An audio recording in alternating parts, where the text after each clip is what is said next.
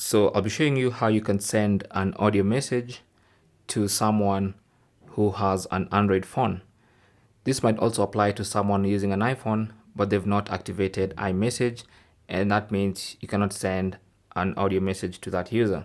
So for people who have not activated iMessage, and for people using Android phones, when you want to send an iMessage to these people, when you want to send a voice message or an audio message to these people, you have to use third-party applications.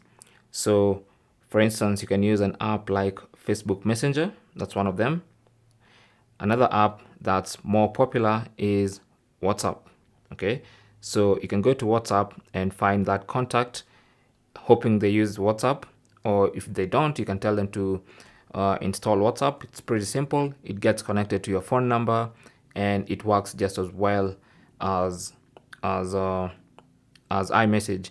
But the beauty of WhatsApp is that it's cross-platform, so you can use it on either Android or iPhone.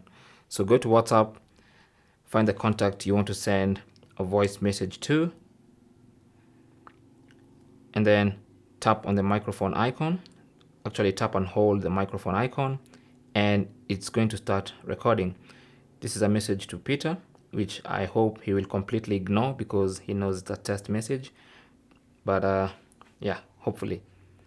And then release, and that audio message has been sent via WhatsApp to that person. So whether he has an iPhone or an Android, doesn't really matter. He's going to receive the message and microphone icon, and it's going to start recording. This is a message to Peter, which like that. So that's basically how you can send an audio message to someone who uses an Android phone from your iPhone. For this tutorial, I used the iPhone 14 Pro running iOS 16, but you can use more or less the same instructions for other iPhones. Thanks for watching and good luck.